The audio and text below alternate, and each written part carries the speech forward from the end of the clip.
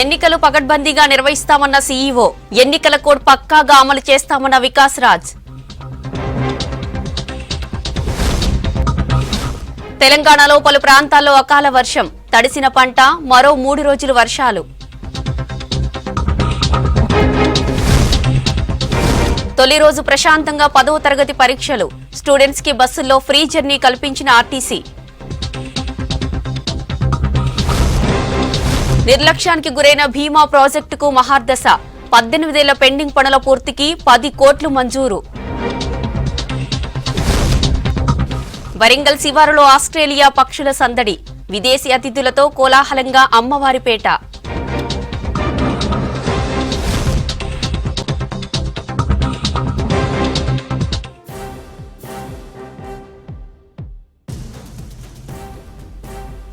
BRS నేత MLC కవిత అరెస్టుకు సంబంధించి ఈడీ కీలక ప్రకటన రిలీజ్ చేసింది.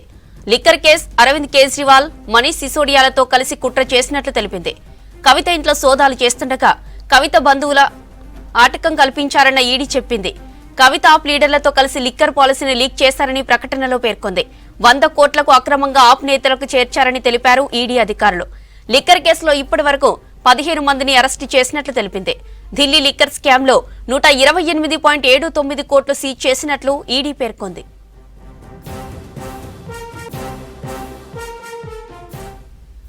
బీఆర్ఎస్ నేత ఎమ్మెల్సీ కవిత అరెస్టుకు సంబంధించి ఈడీ కీలక ప్రకటన రిలీజ్ చేసింది. లిక్కర్ కేసులో అరవింద్ కేజ్రీవాల్, మనీష్ సిసోడియాలతో కలిసి కుట్ర చేసినట్లు తెలిపింది. కవిత ఇంట్లో సోదాలు చేస్తుండగా కవిత బంధువులు ఆటంకం కల్పించారని ఈడీ చెప్పింది.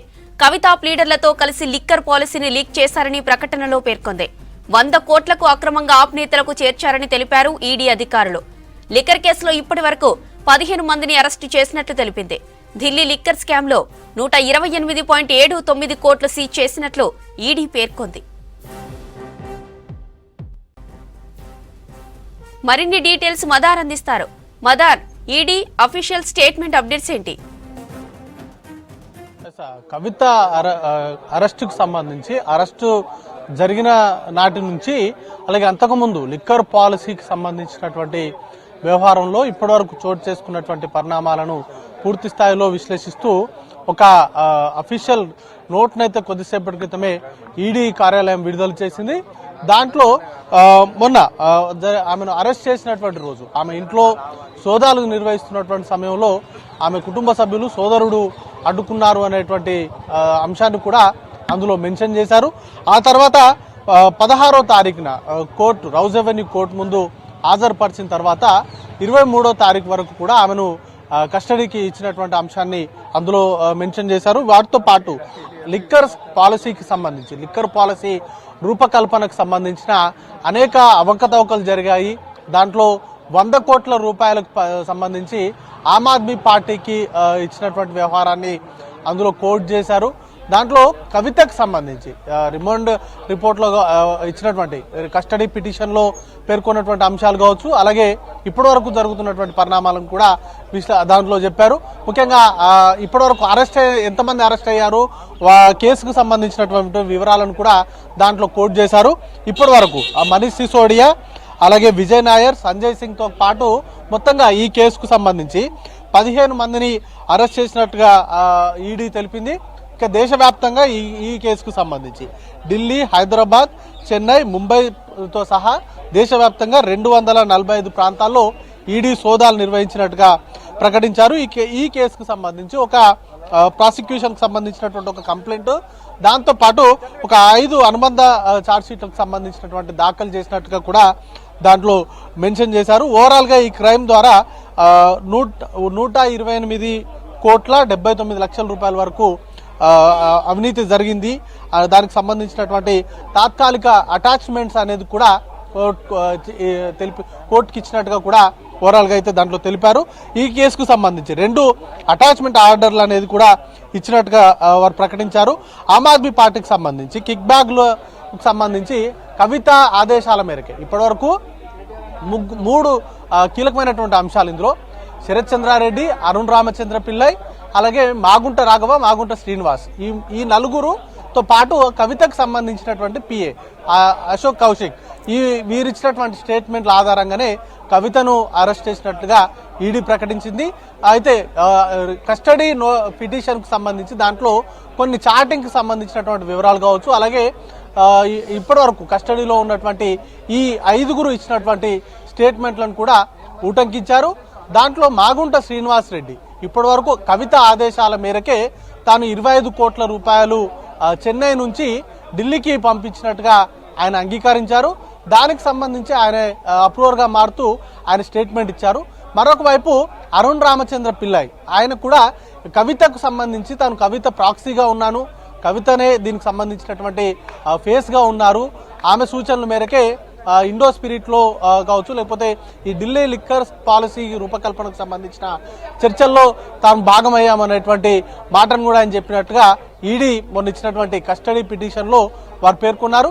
అలాగే మాగుంట శ్రీనివాస్ రెడ్డి ఆయన కూడా దీనికి సంబంధించినటువంటి వారు, ముఖ్యంగా మాగుంట రాఘవ ఇచ్చినటువంటి స్టేట్మెంట్ను కన్ఫర్మ్ చేస్తూ కవిత సూచనల మేరకే తన కొడుకు 25 కోట్ల రూపాయలని చేతులు మారాయి, 25 కోట్ల రూపాయలని ఢిల్లీలో ఉన్నటువంటి వారికి అందజేశారు అనేటువంటి కామెంట్స్ స్టేట్మెంట్ కూడా కన్ఫర్మ్ చేస్తూ ఆయన కూడా స్టేట్మెంట్ ఇచ్చినట్టుగా దాంట్లో ఇచ్చారు. ఇది ఓవరాల్గా చూస్తే ఖచ్చితంగా ఈ 5గురు ఇచ్చినటువంటి స్టేట్మెంట్లు వీటిని బేస్ చేసుకునే కవితను అదుపులోకి తీసుకున్నారు.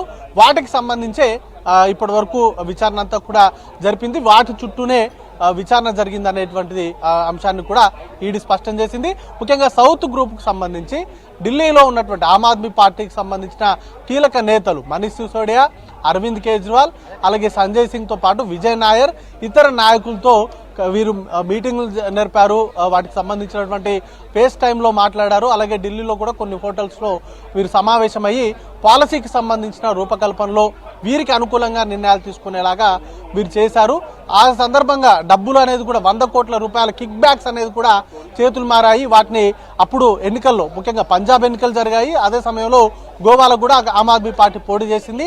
ఆ ఎన్నికల సందర్భంలో ఈ 100 కోట్ల రూపాయలని అక్కడ వాడారు అనేది ప్రధాన ఆరోపణ. వీటికి సంబంధించినటువంటి విచారణకు సంబంధించిన పూర్తి వివరాలని కూడా కొద్దిసేపటి క్రితమే అఫీషియల్గా రిలీజ్ చేసినటువంటి ప్రెస్ నోట్లో ఈడీ వర్గాలు అయితే మెన్షన్ చేశాయి. ఇక 7 రోజుల పాటు ప్రస్తుతం కవిత ఈడీ కస్టడీలో ఉండబోతుంది.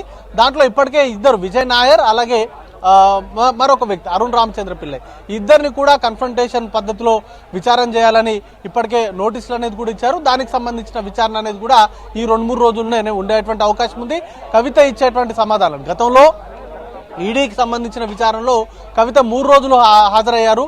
ఆ తర్వాత సిఆర్పిసి 160 ప్రకారం ఇచ్చేటువంటి విచారణలో మహిళలకు ఇంటి దగ్గర నుంచే విచారణ చేయాలంటూ కూడా ఆమె పిటిషన్ అనేది కూడా దాఖలు చేశారు.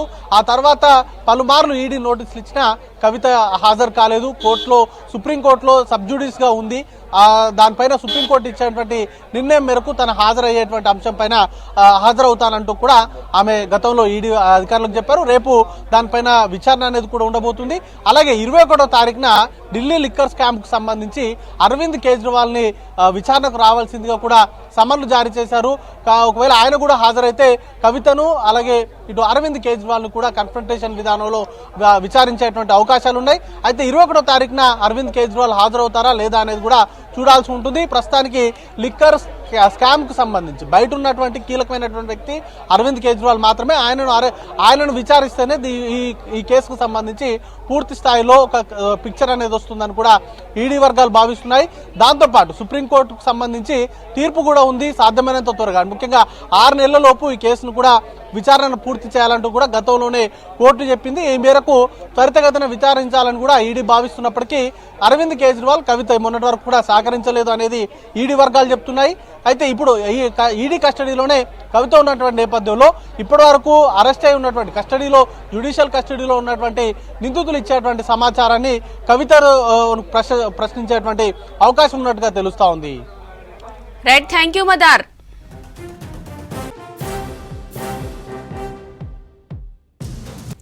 బీఆర్ఎస్ నుంచి వరుసగా వలసబాట పడుతున్నారు ఆ పార్టీ ఎమ్మెల్యేలు. బీఆర్ఎస్ అధికారం కోల్పోయిన తర్వాత వేరే పార్టీలో చేరేందుకు పలువురు ఎమ్మెల్యేలు పక్కచూపులు చూస్తున్నట్లు తెలుస్తోంది. ఇప్పటికే సీఎం రేవంత్ రెడ్డిని కలిశారు 8 మంది బీఆర్ఎస్ ఎమ్మెల్యేలు. ఇటీవల ఖైరతాబాద్ ఎమ్మెల్యే దానం నాగేందర్, 3 సిట్టింగ్ ఎంపీలు కాంగ్రెస్ కండువా కప్పుకున్నారు. మిగతా సిట్టింగ్ ఎంపీలున్నా పోటీ చేయడానికి ఆసక్తి చూపడం లేదని తెలుస్తోంది.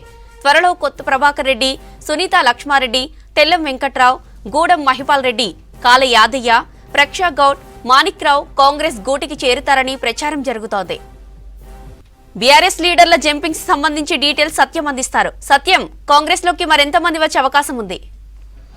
అంటే జ్యోతి, బీఆర్ఎస్ పార్టీ అధికారం కోల్పోయిన తర్వాత కాంగ్రెస్ పార్టీ అధికారం ఈసారి అసెంబ్లీ ఎన్నికల తర్వాత కాంగ్రెస్ పార్టీ అధికారంలోకి వచ్చిన తర్వాత బీఆర్ఎస్ పార్టీకి సంబంధించిన ఎమ్మెల్యేలు పార్టీలో ఉంటారా లేక కాంగ్రెస్ పార్టీకి వస్తారా అనే ఒక చర్చ గత కొద్ది రోజులుగా సాగుతుంది. ఇటీవల 8 మంది ఎమ్మెల్యేలు బీఆర్ఎస్ పార్టీకి సంబంధించిన 8 మంది ఎమ్మెల్యేలు వరుసగా సీఎం రేవంత్ రెడ్డితో భేటీ అయ్యారు. తాజాగా Khairatabad MLA Danam Nagender, Chevella sitting MP Ranjith Reddy ఇద్దరు నిన్న కాంగ్రెస్ పార్టీలో చేరారు. ఇక తర్వాత ఎవరు కాంగ్రెస్ పార్టీలో చేరుతారనే ఒక చర్చ ప్రస్తుతానికి సాగుతుంది. ఇప్పటివరకు సీఎంతో భేటీ అయిన వారిలో సునీత లక్ష్మారెడ్డి, కొత్త ప్రభాకర్ రెడ్డి, మాణిక్రావు, అదేవిధంగా కాల యాదయ్య, ప్రకాష్ గౌడ్, గూడెం మహిపాల్ రెడ్డి, తెల్ల వెంకట్రావు భేటీ అయిన వాళ్ళు ఉన్నారు. ఇంకా 7 త్వరలో కాంగ్రెస్ పార్టీలో చేరుతారని అయితే చర్చ ప్రస్తుతానికి సాగుతుంది. ఎందుకంటే గూడెం మహిపాల్ రెడ్డి, తెల్లం వెంకట్రావు ఇప్పటికే భద్రాచలంలో జరిగిన కాంగ్రెస్ పార్టీ సభలో, ఎన్నికల ప్రచార సభలో ఆయన పాల్గొన్నారు. నేరుగా ముఖ్యమంత్రి తెల్లం వెంకట్రావు కాంగ్రెస్ పార్టీకి మద్దతు తెలుపుతున్నారంటూ కూడా రేవంత్ రెడ్డి చెప్పారు. ఇక మహిపాల్ రెడ్డి త్వరలో పార్టీలో చేరుతారనే ఒక చర్చ అయితే సాగుతుంది. ఇక వీరితో పాటు ఇటీవల సీఎంతో భేటీ అయిన ఎమ్మెల్యేలంతా కూడా ఎప్పుడు ప్రభుత్వానికి ప్రమాదం వస్తే తమకు మద్దతు ఇవ్వడానికి తనతో భేటీ అయిన ఎమ్మెల్యేలంతా కూడా హామీ ఇచ్చారంటూ సీఎం రేవంత్ రెడ్డి చెప్పడంతో ఇక ఈ 7 త్వరలో కాంగ్రెస్ పార్టీలో చేరుతారనే ఒక చర్చ ప్రస్తుతానికి రాజకీయ వర్గాల్లో సాగుతుంది. ఇక బీఆర్ఎస్లో ఇప్పటివరకు ఈ అసెంబ్లీ ఎన్నికల్లో గెలిచింది 39 మంది ఎమ్మెల్యేలు గెలిచారు. వారిలో కంటోన్మెంట్ ఎమ్మెల్యే లాస్యా నందిత యాక్సిడెంట్లో చనిపోయారు. ఇక 38 మంది ఎమ్మెల్యేలు బీఆర్ఎస్ పార్టీకి ఉన్నారు. వారిలో జిల్లాల వారీగా చూస్తే పూర్తిగా ఈ మొత్తం 39 మందిలో గతంలో తెలుగుదేశం పార్టీలో పనిచేసి బీఆర్ఎస్ పార్టీకి వచ్చి ఈ అసెంబ్లీ ఎన్నికల్లో గెలిచిన వారు 11 మంది టీడీపీలో క్రియాశీలకంగా పనిచేసి గతంలో ఇప్పుడున్న సీఎం రేవంత్ రెడ్డితో, అదేవిధంగా తెలంగాణ టీడీపీ నాయకులతో సంబంధం ఉన్న నాయకులు 11 మంది ఎమ్మెల్యేలు ప్రస్తుతం బీఆర్ఎస్ పార్టీలో ఉన్నారు. ఇక కాంగ్రెస్ ప్రభుత్వంలో గతంలో 2 పర్యాయాలు అధికారంలో కాంగ్రెస్ ప్రభుత్వంలో పనిచేసి ఎమ్మెల్యేలుగా పనిచేసిన వారు తర్వాత తెలంగాణ రాష్ట్రం వచ్చిన తర్వాత టీఆర్ఎస్ పార్టీలోకి వచ్చి అక్కడ ఎమ్మెల్యేలు గెలిచి ఈసారి అసెంబ్లీ ఎన్నికల్లో గెలిచిన కాంగ్రెస్ పార్టీలో పనిచేసి ఇప్పుడు బీఆర్ఎస్ పార్టీలో 39 మంది ఎమ్మెల్యేల్లో కాంగ్రెస్ పార్టీ నుంచి 13 మంది ఎమ్మెల్యేలు గెలిచారు. ఇక టీఆర్ఎస్ పార్టీలో పనిచేసి టీఆర్ఎస్ పార్టీలో అవకాశాలతో ఎమ్మెల్యేలు గెలిచి ఈ అసెంబ్లీలో గెలిచిన వారు మొత్తం 15 మంది. అంటే ఈసారి ఎక్కువగా సీఎం రేవంత్ రెడ్డితో కానీ కాంగ్రెస్ పార్టీ నాయకులతో టచ్లోకి వెళ్తున్న వారిలో ఎక్కువగా గతంలో కాంగ్రెస్ పార్టీలో పనిచేసి ఈసారి బీఆర్ఎస్ పార్టీలో ఎమ్మెల్యేలు గెలిచిన సిట్టింగ్ ఎమ్మెల్యేలు వరుసగా కాంగ్రెస్ పార్టీలో వెళ్ళడానికి ప్రయత్నం చేస్తున్నట్టు తెలుస్తుంది.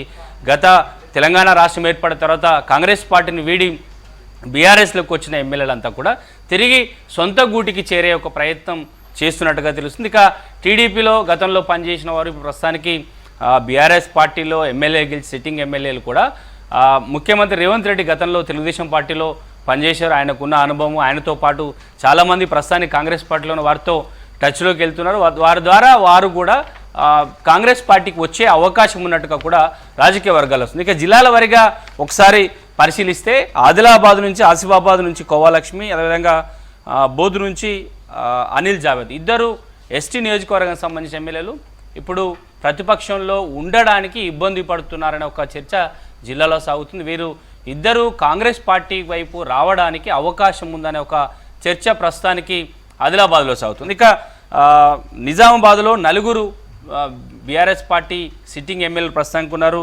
బాన్సువాడ నుంచి పోచారం శ్రీనివాసరెడ్డి, ఈయన తెలుగుదేశం పార్టీలో చాలా కీలకంగా పనిచేశారు. గత అసెంబ్లీ ముందు, ఈ అసెంబ్లీ ఎన్నికలకు ముందు ఆయన అధికారంలో స్పీకర్గా తెలంగాణ రాష్ట్రంలో మొదటగా ఆయన వ్యవసాయ శాఖ మంత్రిగా పనిచేశారు. కానీ ఇప్పుడున్న ముఖ్యమంత్రి రేవంత్ రెడ్డికి ఒక తెలుగుదేశం ప్రభుత్వంలో పనిచేసిన అనుభవం ఉంది కాబట్టి ఇద్దరికి ఆయన తెలుగుదేశంలో పనిచేశారు. ఇక బాలకొండ నుంచి వేముల ప్రశాంత్ రెడ్డి, ఈయన టీఆర్ఎస్ పార్టీకి చాలా కీలకమైన నాయకుడు. ఇక కేసీఆర్ కుటుంబంతో అత్యంత సన్నిహితంగా ఉంటాడు కాబట్టి ఈయన పార్టీ మారకపోవచ్చు. ఇక కోరుట్ల నుంచి కల్వకుంట్ల సంజయ్, అదేవిధంగా జైత్యాల నుంచి ఎం సంజయ్ కుమార్ ఇద్దరు పార్టీలో ఉంటారా ఉండరా, ఇద్దరు క్రియాశీలకంగా ప్రస్తుతానికైతే రాష్ట్ర పార్టీలో మాత్రం కనిపించడం లేదు, కేవలం నియోజకవర్గానికి పరిమితమవుతున్నారని చెప్పొచ్చు. ఒకవేళ పార్టీ మారాలనుకుంటే కాంగ్రెస్ పార్టీ వైపు వెళ్ళే అవకాశం ఉండొచ్చు అనే ఒక చర్చ అయితే సాగుతుంది. ఇక కరీంనగర్లో 3 నియోజకవర్గాల్లో 3 ఎమ్మెల్యేలు గెలిచారు. దాంట్లో కరీంనగర్ నియోజకవర్గం నుంచి మాజీ మంత్రి గంగుల కమలాకర్, ఆయన కూడా టీడీపీలో పనిచేశారు, ఇప్పుడున్న ముఖ్యమంత్రి రేవంత్ రెడ్డితో కలిసి పనిచేశారు. కాబట్టి ఒకవేళ ఈ పార్లమెంట్ ఎన్నికల తర్వాత రాజకీయ క్రియాశీలకంగా ఒకవేళ ఉండకపోతే, అంటే రాజకీయ పరిణామాలు భారీగా మారితే గంగుల కమలాకర్ కాంగ్రెస్ వైపు వస్తారా లేదా, ఆయన ఎలాంటి నిర్ణయం తీసుకుంటారని మాత్రం ఇంకా క్లారిటీ లేదు. ఎందుకంటే అక్కడ పార్లమెంట్ ఎన్నికల తర్వాత రాజకీయ వ్యూహాలు మారిపోతే గంగుల పార్టీ మారే అవకాశం ఉందనే ఒక చర్చ అయితే కూడా ప్రస్తుతానికి రాజకీయ వర్గాలు సాగుతుంది. ఇక సిరిసిల్ల నుంచి బీఆర్ఎస్ వర్కింగ్ ప్రెసిడెంట్ ఎమ్మెల్యేగా ఉన్నారు. ఇక హుజురాబాద్ నుంచి పాడి కౌశిక్ రెడ్డి, ఈయన కాంగ్రెస్ పార్టీలో గతంలో కీలకంగా పనిచేశారు. ప్రస్తుతం మంత్రిగా ఉన్న ఉత్తమ్ కుమార్ రెడ్డికి కజిన్ బ్రదర్, ఆయన కాంగ్రెస్ పార్టీలో పనిచేశారు. కాబట్టి ఒకవేళ బీఆర్ఎస్ పార్టీ రాజకీయ పరిణామాలు మారిపోతే ఆయన కూడా కాంగ్రెస్ పార్టీకి రావడానికి అవకాశం ఉందని మాత్రం ఒక చర్చ సాగుతుంది. ఇక ఉమ్మడి మెదక్ జిల్లాలో 7 అసెంబ్లీ స్థానాలను బీఆర్ఎస్ పార్టీ దక్కించుకుంది. దాంట్లో సిద్దిపేట నుంచి హరీష్ రావు, అదేవిధంగా నర్సాపూర్ నుంచి సునీతా లక్ష్మారెడ్డి ఇప్పటికే సీఎం రేవంత్ రెడ్డితో భేటీ అయ్యారు. జైరాబాద్ నుంచి మాణిక్రావు, ఈయన కూడా మొదట కలిసిన 4 ఎమ్మెల్యేలో మాణిక్రావు ఒకరు. ఇక సంగారెడ్డి నుంచి చింతా ప్రభాకర్, ఈయన మాజీ మంత్రి హరీష్ రావుకి అత్యంత సన్నిహితుడు. ఆయన కాంగ్రెస్ పార్టీలోకి రావాలన్నా అక్కడున్న రాజకీయ పరిణామాలు వర్కింగ్ ప్రెసిడెంట్ జగ్గారెడ్డి అడ్డుకునే అవకాశం ఉంటుంది, ఆయన పార్టీ మారకపోవచ్చు. ఇక పటాన్చెరు నుంచి గూడెం మహిపాల్ రెడ్డి, ఇప్పటికే మొదటగా కలిసిన వాళ్ళు గూడెం మహిపాల్ రెడ్డి ఉన్నారు, ఆయన సీఎం రేవంత్ రెడ్డితో భేటీ అయిన వాళ్ళు ఆయన ఒకరు. ఇక దుబ్బాక నుంచి కొత్త ప్రభాకర్ రెడ్డి కూడా మొదటి లిస్టులో ఉన్న వాళ్ళను, ఈయన కూడా త్వరలో కాంగ్రెస్ పార్టీలో చేరే అవకాశం ఉన్నట్టుగా రాజకీయ వర్గాల్లో చర్చ సాగుతుంది. ఇక గజ్వేల్ నుంచి టీఆర్ఎస్ అధినేత కేసీఆర్ ఎమ్మెల్యేగా ఉన్నారు. ఇక మేడ్చల్ నుంచి మాజీ మంత్రి మల్లారెడ్డి, ఈయన పార్టీలో ఉంటారా ఉండరా తెలియదు, ఇప్పటికే కాంగ్రెస్ పార్టీ నేతతో కలిసే ఒక ప్రయత్నం చేస్తున్నారు. ఆయన నేరుగా కాంగ్రెస్ అధిష్టానం నుంచి లాబింగ్ చేసి ఆయన కాంగ్రెస్ పార్టీలోకి వస్తారని ఒక రాజకీయంగా చర్చ సాగుతుంది. ఇక మల్కాజ్గిరి నుంచి మర్రి రాజశేఖర రెడ్డి, ఈయన కూడా ఆయన మల్లారెడ్డి అల్లుడు, ఒకవేళ మల్లారెడ్డి ఎటు నిర్ణయం తీసుకుంటే ఆయన కూడా పార్టీ మారే అవకాశం ఉన్నట్టుగా కూడా చర్చ సాగుతూ వస్తుంది. ఇక కుత్బులాపూర్ నుంచి వివేకానంద, ఈయన తెలుగుదేశం పార్టీలో పనిచేసిన అనుభవం ఉంది, ఆయన ఇప్పుడున్న ప్రభుత్వంలో కీలకంగా ఉన్న రేవంత్ రెడ్డితో ఆయన టీడీపీలో పనిచేశారు. కాబట్టి ఆయన కూడా గ్రేటర్ రాజకీయ పరిణామాల నేపథ్యంలో పార్లమెంట్ ఎన్నికల్లో రాజకీయ వ్యూహం మారిస్తే ఆయన కూడా కాంగ్రెస్ పార్టీ వచ్చే అవకాశం ఉన్నట్టుగా చర్చ అవుతుంది. ఇక కుకట్పల్లి మాధవరం కృష్ణారావు గతంలో టీడీపీలో పనిచేసిన అనుభవం ఉంది. ఇక ఉప్పల్ నుంచి బండారు లక్ష్మారెడ్డి, ఈయన కాంగ్రెస్ పార్టీలో చాలా కీలకంగా పనిచేశారు. ఆయనతో పాటు ఆయన కుటుంబం కూడా పూర్తిగా కాంగ్రెస్ పార్టీతో అనుబంధం ఉన్న కుటుంబం కాబట్టి ఆయన కూడా కాంగ్రెస్ పార్టీ వైపు వచ్చే అవకాశం ఉండడానికి చర్చ అయితే ఇటు కాంగ్రెస్ పార్టీ అదేవిధంగా బీఆర్ఎస్లో కూడా సాగుతుందని చెప్పచ్చు. ఎల్బీనగర్ నుంచి దేవిరెడ్డి సుధీర్ రెడ్డి గతంలో కాంగ్రెస్ ప్రభుత్వంలో పనిచేశారు. కేవలం లాస్ట్ ప్రభుత్వంలోనే ఆయన బీఆర్ఎస్ పార్టీకి వచ్చారు. కాబట్టి తిరిగి కాంగ్రెస్ నేతలంతా కాంగ్రెస్ గూటికి రావాల్సి వస్తే ఆయన కూడా వచ్చే అవకాశం ఉన్నట్టుగా ఒక చర్చ అయితే సాగుతుంది. ఇక మహేశ్వరం నుంచి మాజీ మంత్రి సబితా ఇంద్రారెడ్డి, ఆమె కాంగ్రెస్ పార్టీలో అత్యంత కీలకంగా పనిచేసిన నాయకురాలు. కాంగ్రెస్ ప్రభుత్వంలో తనకు రాజకీయంగా అవకాశం లేదని, అధికారం లేనప్పుడు కాంగ్రెస్ పార్టీ వీడి బీఆర్ఎస్ పార్టీకి వచ్చింది, బీఆర్ఎస్ ప్రభుత్వంలో మంత్రిగా పనిచేసింది. కానీ ఇప్పుడున్న పరిణామాలు కాంగ్రెస్ నేతలందరినీ తిరిగి కాంగ్రెస్ గూటికి తీసుకునే ఒక ప్రయత్నంలో భాగంగా సబితా ఇంద్రారెడ్డిని కూడా కాంగ్రెస్ పార్టీ వైపు రావాలని ఆహ్వానిస్తే ఆమె వస్తుందా లేదా అనేది మాత్రం నిర్ణయం తీసుకునే అవకాశం ఉందనేది మాత్రం ప్రస్తుతానికి రాజకీయ వర్గాల్లో సాగుతున్న చర్చ. చేవెళ్ళ నుంచి శ్రీశైలం షేర్లింగ్, రాజనగర్ నుంచి ప్రకాష్ గౌడ్ ఇప్పటికే సీఎంని కలిశారు, ఆయన టీడీపీలో కలిసి పనిచేశారు. షేర్లింగంపల్లి నుంచి అరికప్పుడు గాంధీ తెలుగుదేశం పార్టీలో పనిచేశారు, ప్రస్తుతానికి బీఆర్ఎస్ పార్టీలో ఎమ్మెల్యేగా ఉన్నారు. ఆయన కూడా ఇప్పుడు ముఖ్యమంత్రి రేవంత్ రెడ్డికి సన్నిహితుడు కూడా, ఆయన కూడా పార్టీ మారే నిర్ణయం తీసుకుంటే మారడానికి అవకాశం ఉండొచ్చు అనే ఒక చర్చ సాగుతుంది. ఇక చేవెళ్ళ నుంచి కాళయ్య యాదవ్ ఇటీవల నేరుగా సచివాలయంలో ముఖ్యమంత్రి రేవంత్ రెడ్డితో కలిసి వచ్చారు, ఆయన కూడా కాంగ్రెస్ పార్టీకి వచ్చే అవకాశం ఉంది. ఇక ముషీరాబాద్ నుంచి మూటా గోపాల్, అదేవిధంగా అంబర్పేట నుంచి కాలేరు వెంకటేష్, వీళ్ళిద్దరూ కాళేరు వెంకటేష్ జిహెచ్ఎంసీ కాంగ్రెస్ కార్పొరేటర్గా పనిచేశారు. ఆ తర్వాత ముఠాగోపాల్ టీఆర్ఎస్ పార్టీలో పనిచేశారు. ఇక హైదరాబాద్లో 7 నియోజకవర్గాల్లో ఉన్న వారిలో ఎక్కువ మంది తలసాని శ్రీనివాసరావు తెలుగుదేశం పార్టీలో పనిచేసిన అనుభవం ఉంది. ఇట్లా ఇప్పటికే ఖమ్మం నుంచి తెల్ల వెంకట్రావు కాంగ్రెస్ పార్టీ చేరడానికి అన్ని సిద్ధం చేసుకున్నారు. వరంగల్ నుంచి ఇది రెండు నియోజకవర్గాల్లో గెలిచిన వారిద్దరూ పార్టీ బీఆర్ఎస్ పార్టీ మారకపోతుంది. ఎందుకంటే టీఆర్ఎస్ అధినేత కేసీఆర్కి అత్యంత సన్నిహితంగా పనిచేసిన ఎమ్మెల్యేలు. ఇక మహబూబ్నగర్లో అలంపూర్ అదేవిధంగా సూర్యాపేటలో ఉన్న జగదీశ్వర్ రెడ్డి ఇద్దరు జగదీశ్వర్ రెడ్డి కూడా కేసీఆర్కి అత్యంత సన్నిహితంగా పనిచేశారు. ఆయన పార్టీ మారిన ఆ జిల్లా రాజకీయ పరిణామాల నేపథ్యంలో జగదీశ్వర్ రెడ్డి కూడా పార్టీ మారకపోవచ్చు అని చెప్పొచ్చు. అంటే మొత్తం సినేరియాలో మొత్తం 39 మంది ఎమ్మెల్యేలో తెలుగుదేశం పార్టీలో 11 మంది, కాంగ్రెస్ పార్టీలో 13 మంది పనిచేశారు. కాబట్టి వీరితో అనుభవం ఇప్పుడున్న ప్రభుత్వంలో సంబంధాలున్న గతంలో పనిచేసిన సన్నిహితంతో వారిని పార్టీలోకి ఆహ్వానించే అవకాశం ఉంది. ఇప్పటికే కాంగ్రెస్ పార్టీ చాలా సీరియస్గా పార్టీలో ఉన్నారు. వారిని బీఆర్ఎస్ పార్టీలో ఎవరిని ఉండకుండా ఎమ్మెల్యేలతో పాటు జిల్లా స్థాయి నేతలను కూడా కాంగ్రెస్ పార్టీ తీసుకుంటున్నట్టు కూడా ఇప్పటికే డోర్లు ఓపెన్ చేశాం, ఎవరు వచ్చినా తాము కాంగ్రెస్ పార్టీలో తీసుకుంటామని ప్రకటన చేసింది. కాబట్టి ఆ పార్టీకి సంబంధించిన ఎమ్మెల్యేలు గతంలో టీడీపీలో పనిచేసిన వాళ్ళు, కాంగ్రెస్ పార్టీలో పనిచేసిన వారు ప్రస్తుతానికి బీఆర్ఎస్ పార్టీలో సిట్టింగ్ ఎమ్మెల్యేలు కాబట్టి వారిని అందరినీ పార్టీలోకి రావడానికి కాంగ్రెస్ పార్టీ ఓకే చెబితే వీరంతా కూడా వస్తారనే ఒక రాజకీయంగా పార్టీలో చర్చ సాగుతుందని చెప్పొచ్చు. జ్యోతి. రైట్, థ్యాంక్ యూ సత్యం. తెలంగాణలో 3 రోజుల రెయిన్ అలర్ట్ ప్రకటించింది వాతావరణ శాఖ. ఉత్తర తెలంగాణకు ఎల్లో అలర్ట్ జారీ చేసింది. ఈదురుగాలులు, పిడుగులతో వర్షాలుంటాయని ప్రజలు అప్రమత్తంగా ఉండాలని సూచించారు. ఇటు జిల్లాలో కురిసిన వర్షాలకు పంటలు పూర్తిగా దెబ్బతిన్నాయి. వేల ఎకరాల్లో వరి పంట నేల కొరిగింది, మామిడి నేల రాలింది. ఈ నెలాఖరు వరకు వాతావరణం చల్లగానే ఉంటుందని వాతావరణ శాఖ చెప్పింది. ఏప్రిల్ మొదటి వారం వరకు కూడా ఈ పరిస్థితులు ఇలాగే కొనసాగుతాయని తెలిపింది. ఆ తర్వాతే మళ్లీ క్రమంగా ఉష్ణోగ్రతలు పెరిగి మేలో ఎండలు పీక్కి చేరుతుందని సూచించింది వాతావరణ శాఖ.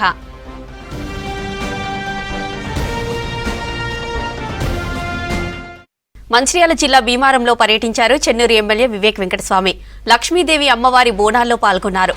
డప్పు చప్పులతో గ్రామస్తులు వివేక్ వెంకటస్వామికి ఘన స్వాగతం పలికారు. ఆలయంలో ప్రత్యేక పూజలు చేసిన వివేక్ పూజారులు తీర్థ ప్రసాదాలు అందించారు. ఆ తర్వాత వివేక్ వెంకటస్వామిని శాలువతో సత్కరించారు ఆలయ పూజారులు.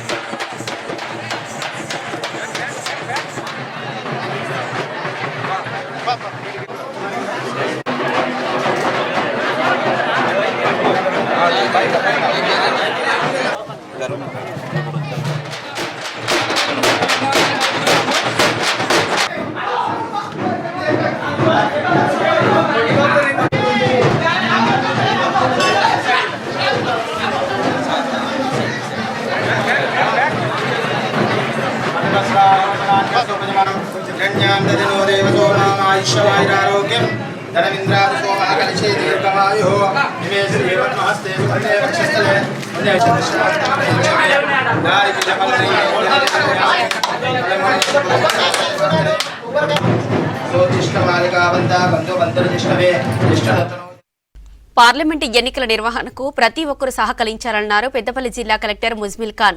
ఎన్నికల కోడ్ ఉల్లంఘన ఫిర్యాదుల కోసం 1950 అనే టోల్ ఫ్రీ కాల్ సెంటర్ ఏర్పాటు చేశామన్నారు. ఏసీ విజిల్ యాప్లోనూ కోడ్ ఉల్లంఘనలపై ఎవరైనా ఫిర్యాదు చేయవచ్చన్నారు. పెద్దపల్లి జిల్లా కలెక్టరేట్లో జిల్లా ఎన్నికల అధికారి ముజ్మిల్, అదనపు కలెక్టర్లతో ఎన్నికల నిర్వహణపై ప్రెస్ మీట్ నిర్వహించారు కలెక్టర్. పార్లమెంట్ ఎన్నికలు నిష్పక్షంగా, ఎటువంటి భయం లేకుండా, నిజాయితీగా కండక్ట్ చేసుకుంటూ ఓటర్ ఎటువంటి ప్రలోభాలకి లోపం అవ్వకుండా ఓటేస్తారనే పద్ధతిగా ఓటింగ్ కండక్ట్ చేసుకుంటామనే సందేశాన్ని నేను ప్రజలందరికీ అందిస్తున్నాను. జిల్లాలో ఉన్న ప్రతి ఓటర్ వాళ్ళ అమూల్యమైన ఓటింగ్ హక్కుని ఉపయోగించుకోవాలని విజ్ఞప్తి చేస్తూ, ఉపయోగించుకోవడానికి వచ్చిన వాళ్ళకి సౌకర్యాలతో సహా పూర్తిగా మీ పైన ఎటువంటి ఒత్తిడి, భయం పెట్టించకుండా మేము కూడా జాగ్రత్తలు పడ్డామని చెప్తున్నాను. దీంట్లో లోకంగానే డబ్బులు, అటువంటి మత ప్రచారణ, కుల ప్రచారణ, ఇటువంటి బ్యాండ్ స్పీచ్ అనేది కూడా మేము దృష్టి ప్రత్యేకంగా పెట్టడం జరుగుతుంది. దీన్ని అమలు చేయడానికి జిల్లాలో ఎస్ఎస్టీలు అంటే స్టాటిక్ సర్వేలెన్స్ టీమ్స్, ఎఫ్ఎస్టీలు అంటే ఫ్లయింగ్ స్క్వాడ్ టీమ్స్, విఎస్టీ అంటే వీడియో సర్వేలెన్స్ టీమ్స్ కూడా తయారు చేసుకొని పెట్టాం. ఏవన్నీ క్రిటికల్ స్పాట్స్లో ఈ టీమ్స్ని ముందుగానే మేము పోలీస్తో కోఆర్డినేషన్ చేసుకుంటూ తయారు చేసి పెట్టాము. ఎటువంటి ఎంసీసీ వైలేషన్ అయినా మేము పట్టుకోవడానికి, రియాక్ట్ అవ్వడానికి తయారుగా ఉన్నాం. ఈ ఎలక్షన్ పూర్తిగా ప్రశాంతంగా కల్పించడానికి మేము ఒక కంట్రోల్ రూమ్ కూడా కలెక్టరేట్లో పెట్టుకోవడం జరుగుతుంది. ఈ కంట్రోల్ రూమ్కి ఎటువంటి సమాచారం అందించాలన్నా 1950 కాల్ సెంటర్ ద్వారా ఓటర్లందరూ సంప్రదించవచ్చు, ఇతరులు నిజామాబాద్ పార్లమెంటు ఎన్నికల నిర్వహణ ఏర్పాట్లలో భాగంగా ఓట్ల లెక్కింపు కేంద్రాన్ని పరిశీలించారు కలెక్టర్ రాజీవ్ గాంధీ హనుమంతో. Dichpally CMC college strong room, counting హాల్ల ఏర్పాట్లను పరిశీలించారు కలెక్టర్. 7 అసెంబ్లీ సెగ్మెంట్లలో పోలయ్యే ఓట్లను సీఎంసీలోనే లెక్కించనున్నారు. పోలింగ్ ముగిసిన తర్వాత ఈవీఎంలను భద్రపరిచేందుకు స్ట్రాంగ్ రూంలో ఓట్ల లెక్కింపుకు సంబంధించిన వసతులపై ఆరా తీశారు. పోస్టల్ బ్యాలెట్ ఓట్ల లెక్కింపు కోసం తగిన ఏర్పాట్లు చేయాలని, ప్రతి కౌంటింగ్ హాల్ వారీగా అవసరమైన వాటిని గుర్తిస్తూ ఏర్పాటు చేయాలని సూచించారు కలెక్టర్ రాజీవ్ గాంధీ హనుమంతో.